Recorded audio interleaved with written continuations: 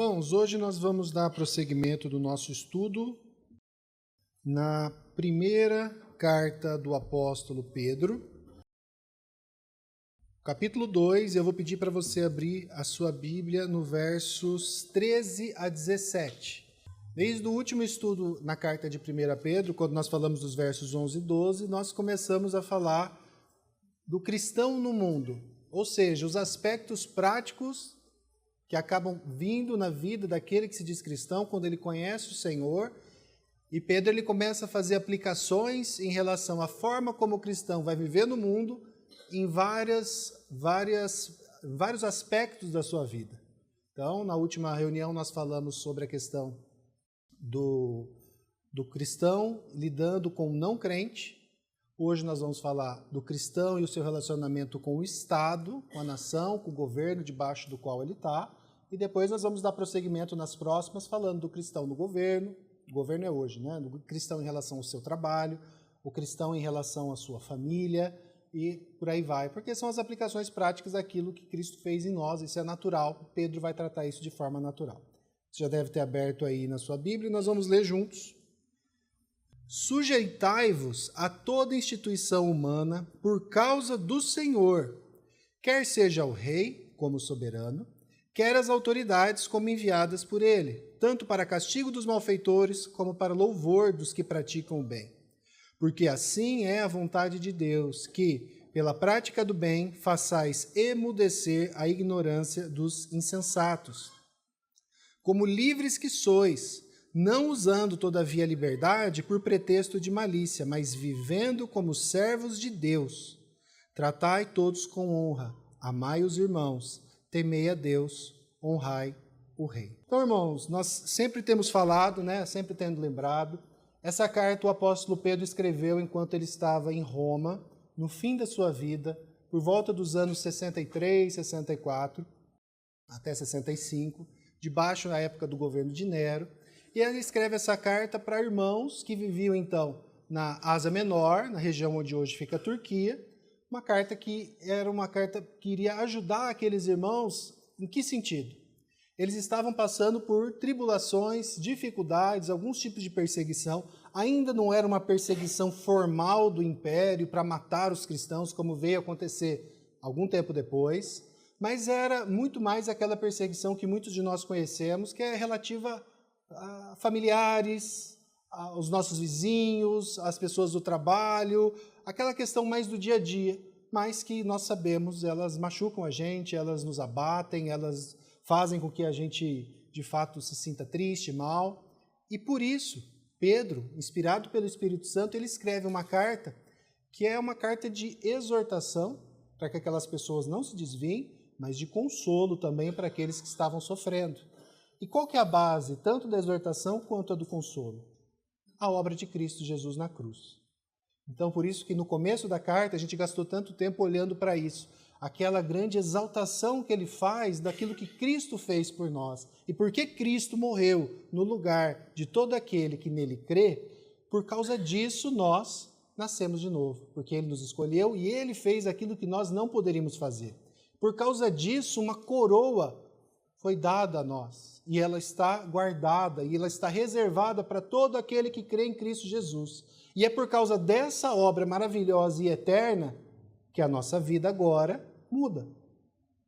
Deus faz algo que vai valer por toda a eternidade. A minha vida aqui, no meu trabalho, lidando com o meu vizinho que não crê no Evangelho, lidando com os meus familiares, com a minha esposa, com o meu pai, com os meus filhos, com o meu patrão, com os meus empregados, muda. Não porque alguém me obriga, mas porque eu creio em Jesus Cristo, eu creio no Senhor e, naturalmente, o processo de santificação vai fazer com que eu seja cada vez mais parecido com Ele. E ser parecido com Jesus Cristo implica dizer se submeter a toda autoridade. A gente tem que entender que Jesus Cristo foi o submisso, aquele que submeteu totalmente à vontade do Pai a ponto de morrer na cruz para salvar a cada um daqueles que creem nele. Então, esse é o ponto. E aí a gente começou na carta a tratar em relação a isso, e hoje nós chegamos nesse texto que nós acabamos de ler. É interessante que os versos 11 e 12 antes da gente entrar na questão da submissão ao Estado, os versos 11 e 12 de 1 Pedro, ele vai lembrar que nós devemos nos abster das paixões carnais que fazem guerra contra a nossa alma, uma vez que nós somos peregrinos, somos forasteiros aqui na terra. Então esse é o primeiro ponto, eu vou me abster das paixões carnais. De que forma que a gente vai fazer isso? Conforme nós vivêssemos uma vida buscando uma conduta irrepreensível. O que é uma conduta irrepreensível? É lógico, ninguém aqui vai ser perfeito. Mas se nós vivermos uma vida santa de acordo com a vontade de Deus, o ímpio, quando olhasse para cada um de nós, se ele quisesse nos acusar, ele tinha que nos acusar de uma coisa. Eu detesto ele porque ele é cristão. Mas não porque eu detesto ele porque ele é um bandido, porque ele é um ladrão, porque ele é um mentiroso. Então é isso que ele vai falar. O nosso testemunho tem que ser de tal forma que as pessoas não tenham motivos para nos acusar. E que quando elas tiverem que nos acusar, elas vão ter que ser sinceras. Eu só detesto ele porque ele é cristão. É lógico que se eu vivo uma vida depravada, quando eles forem me acusar, eles vão ter motivos. Ele é um arrogante, ele é um orgulhoso, ele é um soberbo, ele é um corrupto. E aí você não está sofrendo porque é cristão. Você está sofrendo por causa do seu pecado. Então, é isso que Pedro traz para nós nos versos 11 a 12. Mas vem mais um ponto. Aqui, a partir do verso 13, nós estamos continuando aquele trecho das Escrituras. E se eu quero mostrar ao mundo isso, que eu sigo o meu Senhor, que eu amo, que eu estou me abstendo das paixões carnais, a continuação é o quê? Me submetendo. E aí nós vamos ver muitas vezes a repetição dessa palavra, sujeição ou submissão. Sujeição ou submissão. Sujeição ao Estado, sujeição ao patrão, sujeição da mulher ao marido, vários tipos de sujeição. Ou seja, ser cristão é um chamado à submissão. Ser cristão é um chamado a estar debaixo de autoridade. E o texto de Pedro, ele não é leve. Ele deixa muito claro, de cara, e ele escreve isso, que muitas vezes as autoridades debaixo das quais nós estaremos submetidos, maridos, patrões, o próprio Estado, não vão ser boas com a gente. Mas mesmo assim nós somos chamados à submissão. Isso é fácil para mim entender? Ou é fácil para vocês entender? Não. Isso é impossível para nós entender. Nosso desejo, o desejo do pecado é rebelião. Rebelião. Pecado tem a ver com coração rebelde. A rebelião é algo horrível aos olhos do Senhor. Mas nós somos rebeldes por natureza e temos que cuidar muito em relação a isso. Então, olhando aqui a questão desse primeiro tipo de submissão ou de sujeição que a gente vai tratar, que é a submissão ou a sujeição ao Estado, eu quero tratar com vocês esses 5 pontos. Primeiro, nós nos submetemos a quem? Depois, quais são as funções desse ente? Quais são as funções do Estado, olhando para esse texto especificamente? Terceira pergunta, por que nós devemos obedecer? Por quê? Quarta, como nós devemos obedecer? E aí a gente vai ver alguns aspectos práticos. E por último, porque existe a exceção. Existe uma exceção. Existe uma situação em que nós somos chamados a desobedecer o Estado. Não porque nós somos chamados à rebeldia nesse caso, mas porque nós somos chamados a obedecer a algo mais importante que o Estado. Então não é por causa de rebeldia, mas é por causa de excesso de obediência que a gente vai desobedecer o Estado e a gente vai chegar ali. Primeira coisa que nós vamos dizer é submissão a quem? A quem nós nos submetemos? O que o texto está dizendo? E o texto é bem claro. Sujeitai-vos, pois, lá no verso 13, a toda instituição humana por causa do Senhor, quer seja o rei como soberano, quer as autoridades como enviadas por ele. Então, essa instituição humana, instituições humanas que o texto fala, ele está sendo claro, é o Estado mesmo, é o Estado. Naquela época, no contexto de Pedro, quem que era o Estado? O Império Romano. Todos eles estavam debaixo do Império Romano. Hoje, no nosso caso, nós aqui que moramos aqui, República Federativa do Brasil, Estado do Paraná, município de Londrina. Aqueles que moram aqui em Londrina. Esse é o Estado debaixo do qual nós estamos submissos. Quem que é essa autoridade soberana? É aquele que pode ser chamado do líder máximo que detém a autoridade. No caso daqueles irmãos, era o imperador.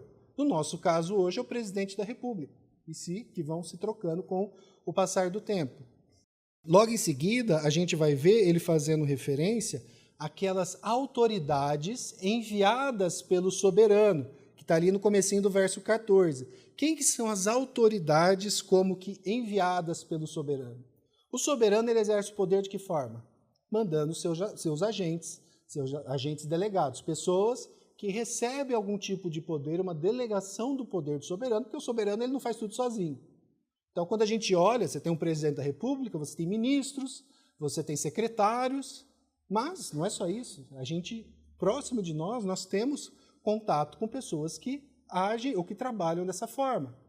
Todo policial, todo oficial de justiça, todo juiz, todo auditor, um professor, servidores públicos de maneira geral, são agentes do Estado, são agentes do soberano que estão, de alguma forma, exercendo esse poder. Exercendo de maneira delegada, mas sim estão exercendo. Então, o texto está dizendo aqui, bem claro, a quem que você deve se submeter? Ao rei, mas os seus agentes também. Tá, mas é só um guardinha de trânsito. É um agente do soberano que foi instituído pelo Senhor. Quando você desobedece, quando você age de forma errada em relação a qualquer agente da lei, você de fato está pecando. Ah, mas eu sou contra isso. Bom, aí não sou eu que escrevi a Bíblia, né? Então, é isso que o texto está dizendo de uma maneira bem clara. Então, todos esses agentes do Estado são esses enviados pelo soberano, e o soberano, muito mais fácil de saber, é o líder máximo, aquele que detém o poder de maneira mais clara e evidente. Segunda pergunta, quais são as funções dessas instituições? Já sabemos que as instituições humanas são essas, é o Estado, seus órgãos, seus agentes. Mas quais que são as funções? E é muito interessante. Na área do direito, quem estuda política vai querer entender qual que é a função do Estado. Qual que é a função do Estado? É algo que a gente acaba estudando e as pessoas debatem. Pedro ele vai dar para nós, de uma maneira bem resumida, aquilo que o Espírito Santo o inspira a dizer de qual é a função do Estado. Está no verso 14. O Estado deveria fazer isso daqui. Essa é a função, esse é o propósito do Estado. O castigo dos malfeitores e o louvor dos que praticam o bem. Essa é a função do Estado. Um bom Estado, um bom governante, um bom soberano seria uma pessoa que conseguisse, de alguma forma, agir de tal forma que os bons fossem premiados e os maus fossem punidos. O que é isso? O que é punir o mal e você proteger, guardar ou honrar o bom, aquele que está sendo a vítima? Nada mais é do que exercer justiça. Exercer justiça não é isso? É você pegar o mal e dar ao mal aquilo que lhe é de direito, e você pegar o bom e dar ao bom aquilo que lhe é de direito. Se segurança, segurança, se cuidado, cuidado, se honra, honra, e o mal, a punição. Um bom Estado seria um Estado que fizesse isso. Como que eu sei se o Estado está sendo bom ou mal? Se ele está fazendo isso.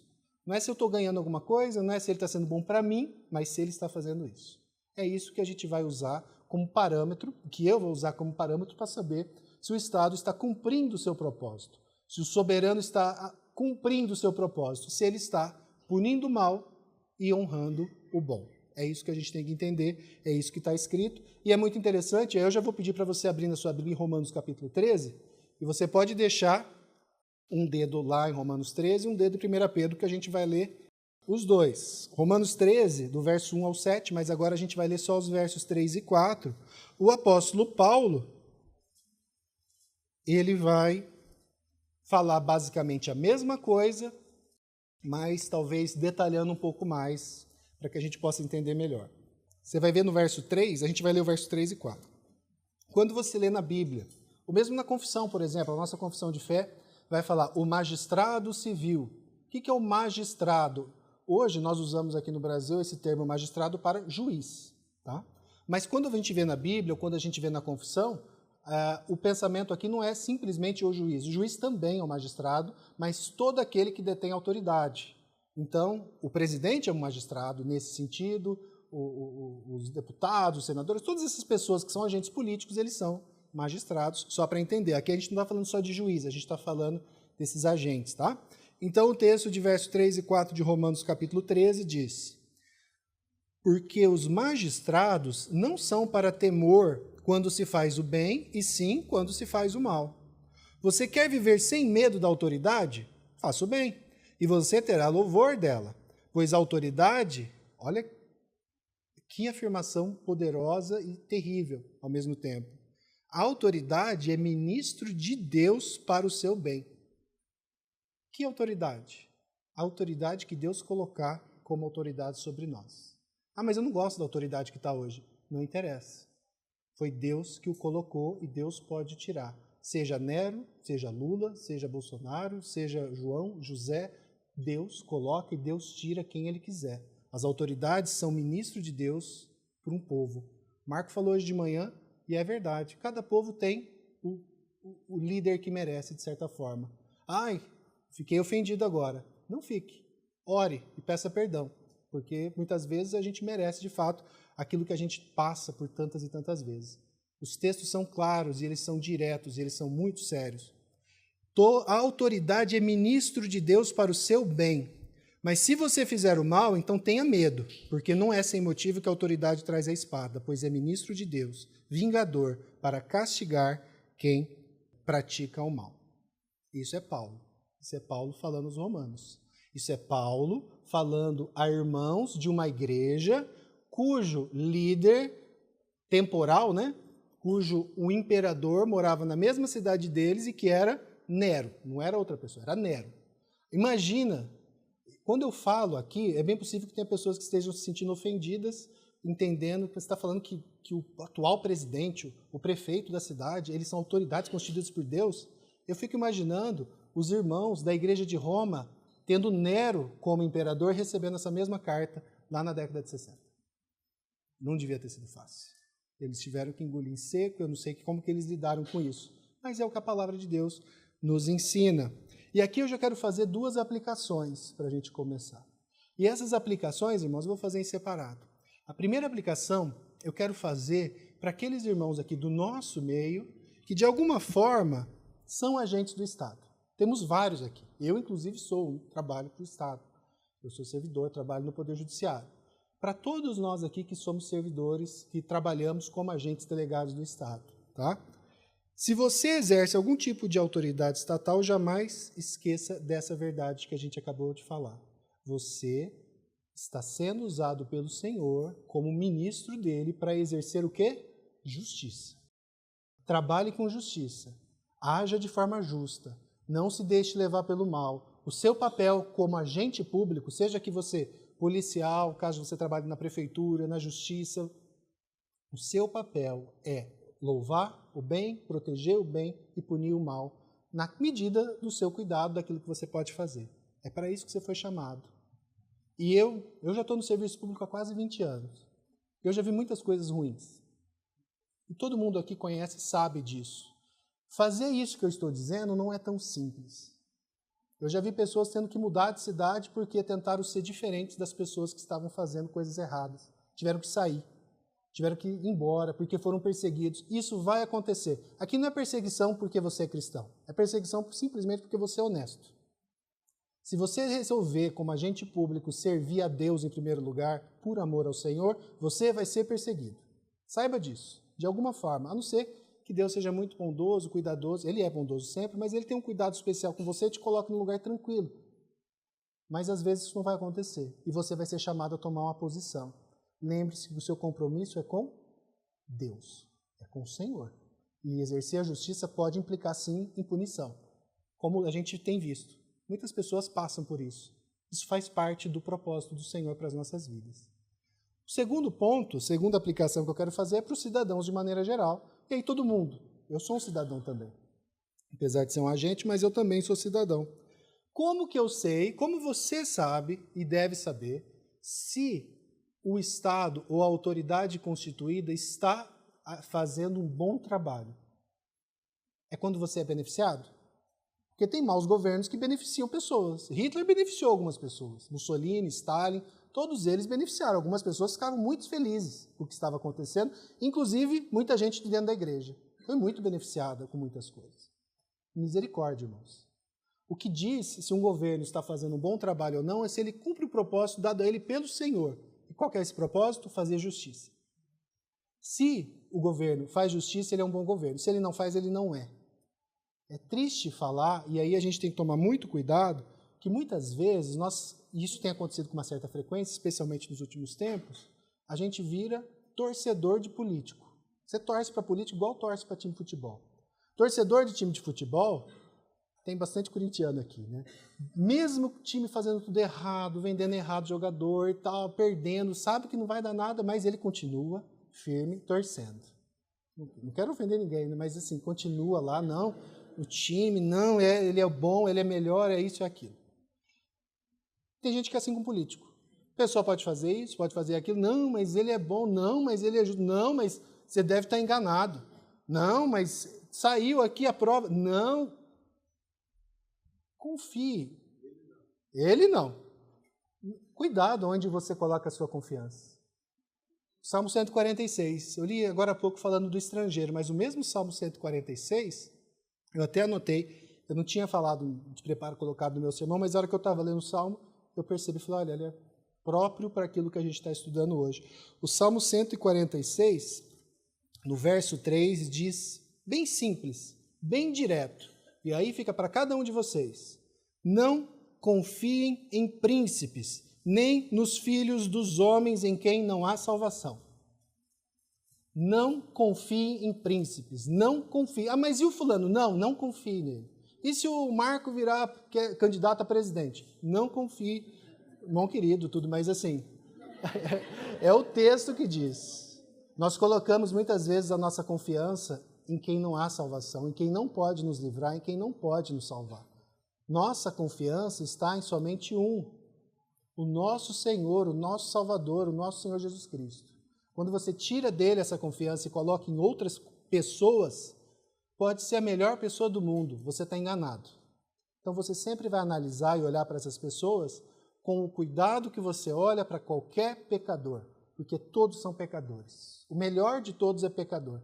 Pedro e Paulo eram pecadores. Então a gente tem que lembrar disso. Terceiro, por que nós devemos obedecer essas instituições humanas, essas autoridades, os soberanos? Em primeiro lugar, e aqui é o argumento que eu uso com os filhos, né? Vocês devem usar também. Porque tem uma ordem. Deus mandou. Só isso. Deus mandou. Olha o que ele falou. Sujeitai-vos a toda instituição humana. Isso aqui é mais do que suficiente para você se sujeitar. Precisa justificar? Precisa explicar mais? Não precisa, mas Deus explicou. Porque Deus ele é cuidadoso, carinhoso, ele quis fazer isso por nós, e ele explica aquilo que nem precisava ser explicado, porque a ordem está aqui. Sujeitai-vos. E ele explica como? Por causa do Senhor. A justificativa é qual? Nós obedecemos por causa do Senhor. Eu não obedeço porque eu posso ter vantagens. Pode ser que se eu obedecer o governante de plantão, eu que sou um servidor, eu posso ter uma vantagem, ganhar um cargo, ganhar mais dinheiro, conseguir um papel importante. Isso não é uma motivação correta. Pode ser que se eu seguir o Senhor, obedecer, eu posso obedecer por causa de medo. Muitas pessoas obedecem por medo. Eu tenho medo de falar alguma coisa contra o governante e de alguma forma eu ser punido, a minha empresa não ser mais contratada. Isso não é uma boa motivação para se sujeitar à autoridade constituída. Qual que é a única motivação que de fato deve ser a motivação para que todos nós obedeçamos e nos sujeitamos às autoridades constituídas? Quando nós fazemos isso por causa do Senhor. A gente sempre fala isso em muitos momentos, quando a gente olha para irmãos passando por crises em casamento, dificuldades com os filhos, e a gente sabe que muitas vezes as situações são terríveis, são muito difíceis. E a gente sempre fala a mesma coisa, irmão, olha para o Senhor, não fica olhando para as circunstâncias, porque se você ficar olhando para as circunstâncias, você de fato vai ficar ansioso, vai sofrer, vai se pesar, porque as circunstâncias são ruins mesmo. Mas a palavra é muito clara, a gente tem que olhar para quem? Para o nosso Salvador, para o nosso Senhor. E aqui é a mesma coisa, irmãos, é olhando para Ele, ainda que as circunstâncias sejam terríveis, sejam horríveis, sejam ruins, tá bom? É isso que a gente tem que fazer. Vamos voltar lá para Romanos capítulo 13? A gente vai ler agora os versos 1 e 2, em que Paulo, inspirado também pelo Espírito Santo, vai dá mais motivos para isso. Que todos estejam sujeitos às autoridades superiores. Porque não há autoridade que não proceda de Deus. Olha que difícil, né? Para a gente pensar nisso, mas é. E as autoridades que existem foram por Ele, por Deus instituídas. Assim, aquele que se opõe à autoridade resiste à ordenação, à ordem de Deus. E os que resistem trarão sobre si mesmos condenação. Então, para ver que não é brincadeira aqui. Aqueles que resistem a isso trazem por si mesmo condenação. O Senhor ele nos ensina, através de João, que como que pode um homem, por exemplo, dizer que ama a Deus que não vê, mas ele não ama aquele irmão que vê. E eu fico perguntando, né? A mesma coisa com a autoridade. Eu digo que me submeto a Deus a quem eu não vejo, mas as autoridades que ele constitui, eu desobedeço, as que eu vejo. Então a gente percebe aí muito da nossa dificuldade em compreender e entender isso. Por mais difícil que seja para mim e para você entender isso, mas toda a autoridade procede de Deus. E aqui a autoridade você pode aplicar para todo tipo de autoridade, tá? Um pai, um marido, um patrão, e a gente vai falar sobre isso mais lá na frente. Foi constituída pelo próprio Senhor e quando decidimos desobedecê-las, estamos desobedecendo aquele que a constituiu, que foi o Senhor. E aí vem a pergunta de $1 milhão, né? Mas e se a autoridade constituída for ruim, fazer coisa errada, não prestar, serem pessoas difíceis? Aí talvez alguém esteja pensando aí, não, mas é fácil para Pedro, para Paulo falar, né? Eles não sabem a situação nossa. Nossa, época que é difícil. A gente tem, aí se eles soubessem quem que é o presidente, quem que são os ministros do STF hoje, Pedro e Paulo não teria falado isso.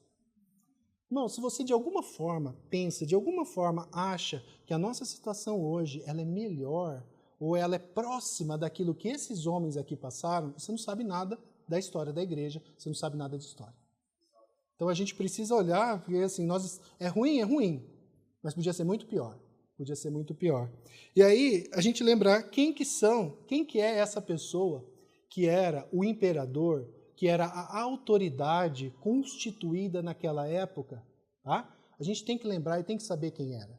Porque ele era imperador tanto na época que 1 Pedro foi escrito, quanto possivelmente na época que a carta aos Romanos, que nós acabamos de ler, que está aqui projetada, foi escrita. Quem que era esse homem? Esse homem era Nero. Nero conseguiu a façanha de ser considerado pelos próprios romanos um dos piores imperadores da história deles, a ponto de ser afastado do seu cargo pelo próprio Senado.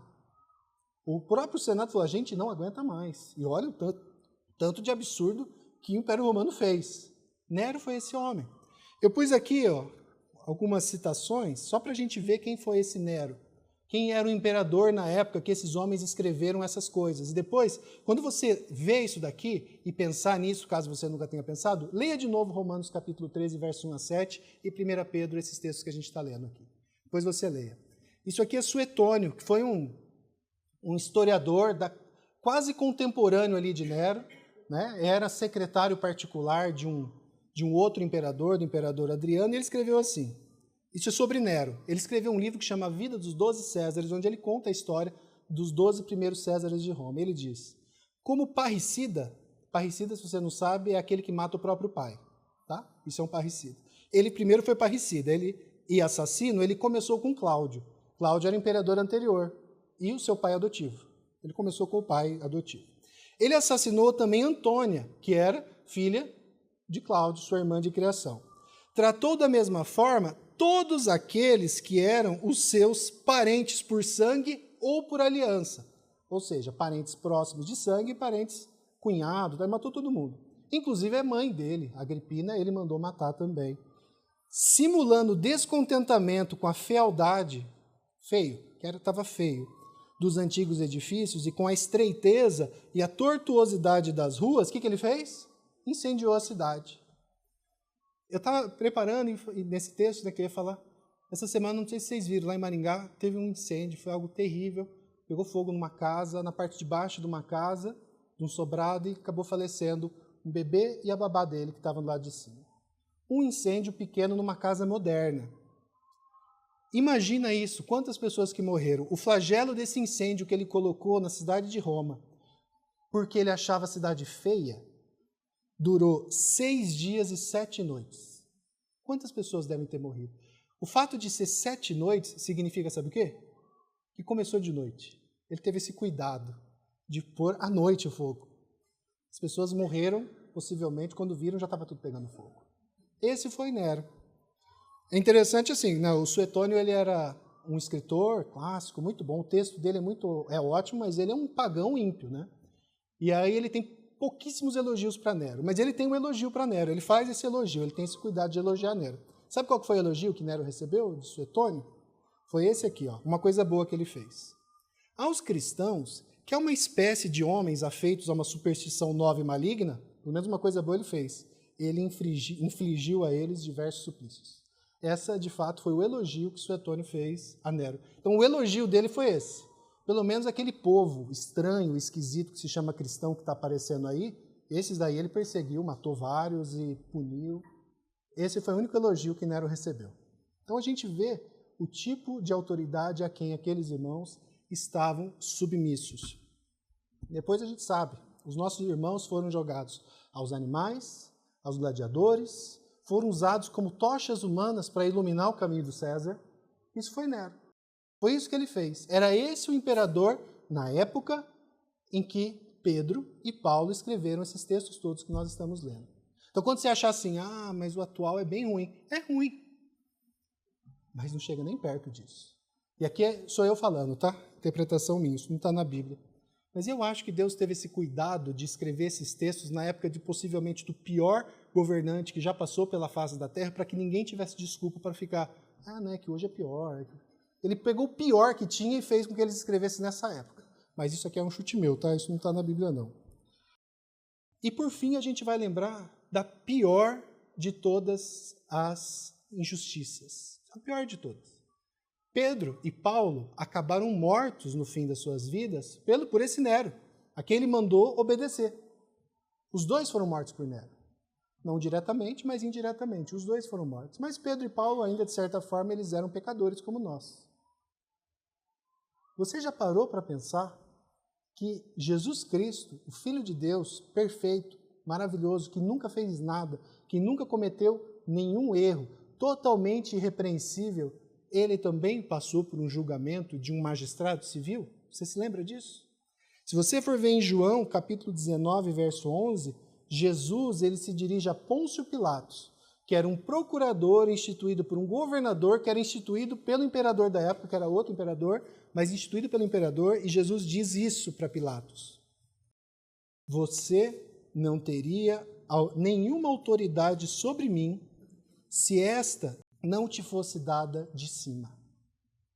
Você consegue entender que Deus deu autoridade para Pilatos mandar o filho dele ser crucificado? Quem que deu autoridade para Pilatos?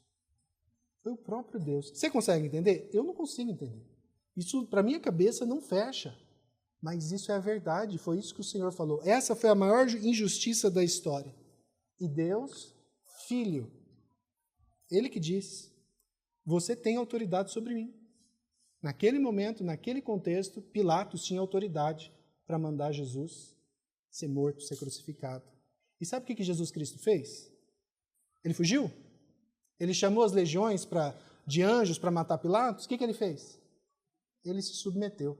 É lógico, era a vontade do Pai, do decreto soberano de Deus, eu sei disso. Mas ele se submeteu. E aqui é Jesus Cristo falando. Então a gente tem que lembrar dessas coisas antes da gente querer fugir. Como nós devemos obedecê-los? E alguns aspectos práticos disso, né? Como que nós devemos obedecer, então, essas autoridades? Obediência é sujeição. Sujeição é obediência, é isso. Tá? E muito mais do que isso. Porque não adianta simplesmente você fazer.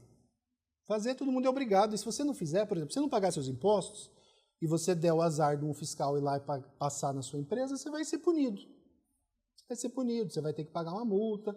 Então, obedecer por medo não é o motivo certo. Obedecer porque eu tenho medo de ser punido, porque eu não vou conseguir passar depois, se eu tiver minha ficha suja, eu não vou passar no concurso, eu não vou poder viajar para o exterior. Isso não é o motivo correto. A gente deve obedecer por amor ao Senhor e com espírito de obediência, por mais difícil que isso seja. E a gente vai ter que orar muito e pedir para o Senhor muito esse espírito, porque não é fácil.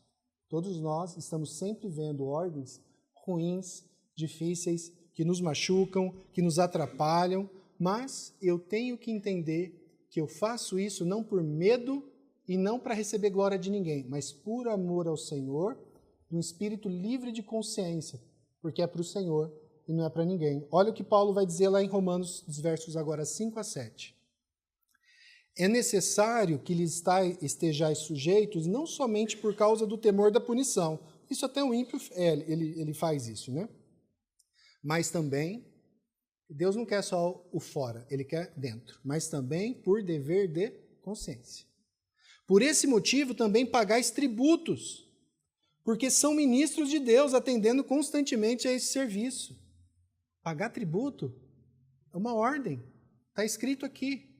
É interessante parar para pensar que o tributo que Pedro mandou que aqueles irmãos pagassem, possivelmente deve ter pago uma parte do salário daqueles soldados que depois viriam matar Pedro.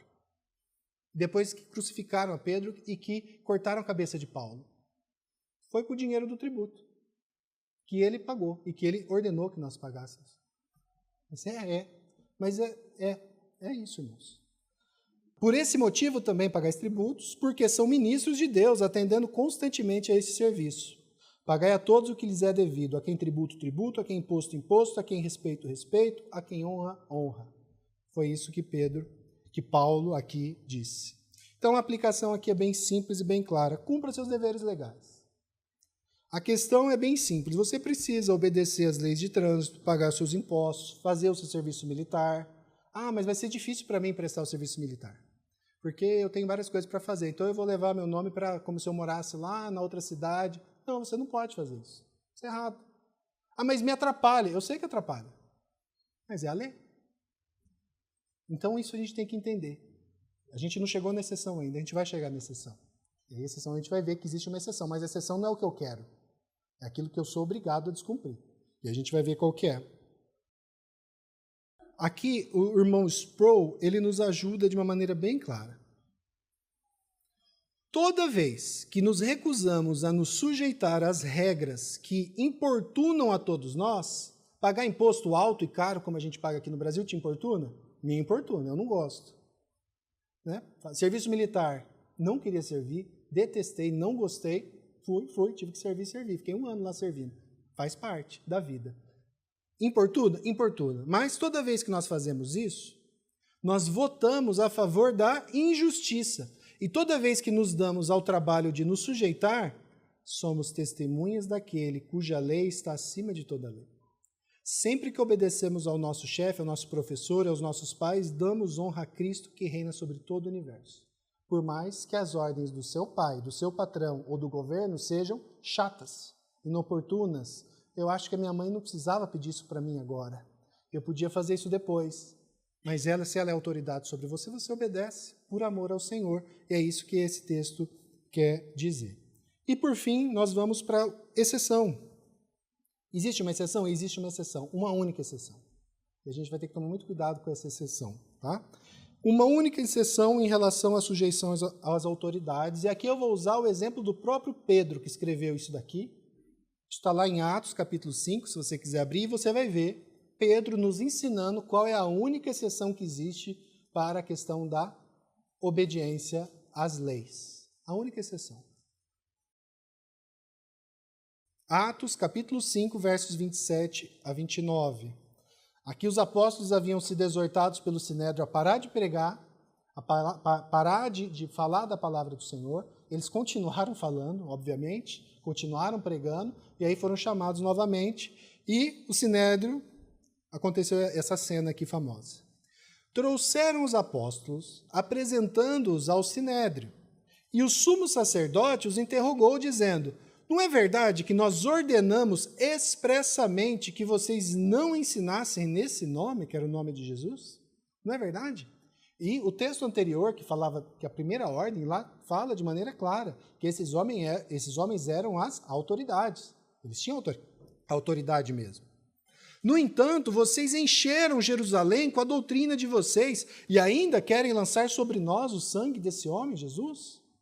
Então Pedro e os demais apóstolos afirmaram: é mais importante obedecer a Deus do que aos homens. É mais importante obedecer a Deus do que aos homens. Qual que é a única exceção que existe para que nós possamos não obedecer à ordem do homem, da autoridade civil? Quando essa ordem, ela obriga a cada um de nós a desobedecer uma ordem direta, clara e expressa do Senhor. Quando isso acontece, você não só pode desobedecer, aí você deve desobedecer. Porque importa obedecer primeiro a homens ou a Deus? A Deus. Isso é muito claro. Vou citar de novo nosso irmão Sproul. Pedro diz que devemos nos sujeitar a todas as instituições do homem, mas isso precisa ser qualificado. Devemos fazê-lo apenas se essas instituições não nos impedem de fazer o que Deus ordena ou nos ordenam fazer algo que Deus proíbe. Nesse caso, não só não podemos, mas não devemos ser submissos, mas é somente nesse caso. Agora, entenda uma coisa, e aqui eu quero que você tome muito cuidado, porque toda vez que a gente vai citar Romanos 13 ou 1 Pedro capítulo 1, verso 13 para qualquer pessoa, imediatamente a pessoa, mas está escrito. Verdade, está escrito, essa exceção está na Bíblia. E muitas pessoas têm usado essa exceção para justificar todo e qualquer comportamento inadequado dela em relação à autoridade. Aí aquele filho que fala assim, então, eu queria muito ler a Bíblia, mas meu pai não deixou. Então eu vou desobedecer meu pai. Você queria ler a Bíblia, seu pai não deixou? Eu queria terminar de maratonar uma série, e aí a hora que eu acabasse, às 3 da manhã, eu ia ler um capítulo da Bíblia. E aí meu pai não deixou eu terminar de assistir a série, eu desobedeci meu pai, porque eu queria ler a Bíblia. Importa obedecer a homem, a Deus, não a homens. Você está achando desculpa. Eu não gosto do atual governante, então por isso eu não quero pagar imposto, porque se eu der um imposto para esse governante, ele vai usar isso para o mal, e se ele usar isso para o mal, eu vou estar sendo cúmplice, e aí eu não quero ajudar ele a ser cúmplice. Pedro mandou pagar imposto para Nero, que depois veio a matá-lo. Jesus, a mesma coisa. Então, assim, uma dica para essas pessoas é assim, então pega todo o imposto que seria devido, pega esse dinheiro e doa para os pobres. Vamos ver se você faz isso. Não faz também, né? Você ama mais o seu dinheiro e quer achar uma desculpa bonita, límpida, gostosa, para você poder falar assim, nossa, eu estou desobedecendo com amor. Irmãos, nosso coração é enganoso, o meu e o seu. A gente é assim, é rapidinho para achar justificativa para pecar. Justificativa, e assim, melhor de tudo, achar uma justificativa bíblica para pecar. Olha, a Bíblia manda eu fazer isso. Pessoas que falam, não, eu recebi uma mensagem de Deus para eu largar da minha esposa. Olha que beleza, a Bíblia me ensinou. Por favor, irmãos. Assim, falando bem sério, não brinque com Deus. Existem algumas possibilidades que a Bíblia abre para nós, algumas exceções que a Bíblia abre para nós, mas que são horríveis e que não são para acontecer. Você já viu Jesus falando do divórcio, por exemplo? O divórcio, ele está prescrito na Bíblia? Ele está, mas Jesus deixa claro o quanto que isso entristece, quanto ele odeia aquilo, e que aquilo foi dado por causa da dureza de corações de homens. Isso não é uma coisa para você ficar usando. É uma ruptura de uma ordem criada pelo próprio Deus. Quando isso aqui acontece, e você, por algum motivo, você vai ter que dizer, eu terei que desobedecer por amor ao meu Senhor, isso aqui devia ser algo para a gente fazer com o coração apertado, dolorido, porque a ordem do Senhor foi rompida naquele momento. E ai daquela autoridade que obrigou aquele que está submisso a ela a desobedecer. Ai do marido que dá uma ordem errada, pecaminosa para sua esposa e obriga a sua esposa a desobedecê-lo. Ai do pai e da mãe que faz isso. Ai do governante que faz isso. Eles vão ter que prestar contas para Deus. Então, desobedecer, eventualmente, vai acontecer, mas isso deveria ser feito por nós com tristeza. Com tristeza. E não com alegria. Algumas pessoas fazem com alegria. E isso está errado. Isso está estranho, porque a ordem do Senhor está confusa naquele momento. Isso mostra, lógico, maus governantes, leis ruins, mas a gente tem que ficar atento. Cuidado, não se alegre com a desobediência. Isso é uma exceção à regra. Como que eu sei se é um caso de desobedecer ou não? Converse. Ore muito. Leia esses textos. Converse com irmãos mais velhos, mais maduros. Tenha convicção. Não faça isso de forma impensada. Converse. Busque do Senhor a direção. Tá bom? E por fim, só a gente concluindo agora, nós somos livres para servir. E aí é o verso 15. O apóstolo então vai retomar o tema que a gente até tratou no último sermão. Porque assim é a vontade de Deus, que pela prática do bem vocês emudeçam. Você tape a boca daqueles insensatos que estão à sua volta, doidos para falar mal de você. Pela prática do bem. É assim que você vai fazer. Nosso chamado é dar bom testemunho ao mundo, vivemos uma vida santa, sem dar motivo para ninguém fale mal de nós. Nós não somos perfeitos, mas naquilo que o Senhor nos capacitar, nós devemos fazer isso. O motivo é por quê? Porque eu quero ter um cargo na igreja? Porque eu quero que todo mundo me ame? Temor de homens? Não, o motivo não é esse. Nós somos livres para agir dessa forma, mas nós somos livres porque nós somos servos de Deus. O fato de hoje nós sermos servos de Deus, escravos do nosso Senhor, faz com que hoje nós sejamos livres para servir a Deus e amá-lo. Não por constrangimento, não porque eu tenho medo de ir para o inferno, não porque eu quero ganhar alguma coisa, mas porque eu amo o meu Senhor, e se eu amo o meu Senhor, eu sou livre para obedecê-lo e amá-lo e fazer isso para honra e glória dele, sem esperar nada em troca. Isso é liberdade para servir. Isso é liberdade para servir, né? Nós obedecemos porque amamos e não porque nós somos obrigados. E vamos cuidar para que essa verdade não se torne desculpa para a libertinagem. Essa conversa estava lá na igreja primitiva, está aqui, ó, olha só o que Pedro fala. Não usando, todavia, a liberdade por pretexto de malícia. Hoje tem gente com essa conversinha fiada. Eu sou livre do Senhor Jesus e por isso eu posso pecar, e por isso eu posso fazer, e por isso eu posso assistir aquilo, por isso eu posso ir naquele lugar, por isso que eu posso viver de qualquer jeito. Não cola, irmãos. Pedro fala, Paulo fala, a Bíblia inteira fala disso. Você não pode usar essa liberdade que Deus deu para você na pessoa de Cristo Jesus como um pretexto para a sua malícia, porque você é malicioso e eu também sou. O pecado que habita em nós nos faz assim. Então, por fim, uma última aplicação. O que nos motiva a obedecer? É medo? Eu busco recompensas? Se for isso, você vai obedecer muito pouco e por pouco tempo. Mas o que nos deve motivar a ser obedientes é o nosso Senhor Jesus Cristo, é amá-lo. É o fato dele ser o nosso Senhor. Ele é meu Senhor, eu sou o seu servo.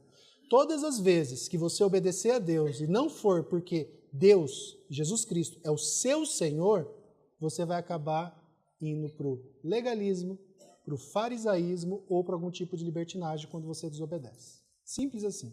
Toda vez que a gente obedece com uma motivação errada, isso vai dar em problema, isso não agrada a Deus.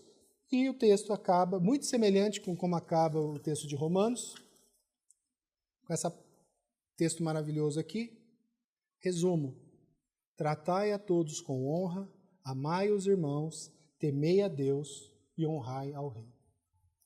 Agora vocês sabem quem que era o rei dessa época. Então, assim, quando você estiver reclamando, e não tem problema você achar ruim com as coisas erradas que acontecem no governo, tá? Não tem problema, você pode achar. Você tem que cuidar com a sua submissão, como que vai funcionar.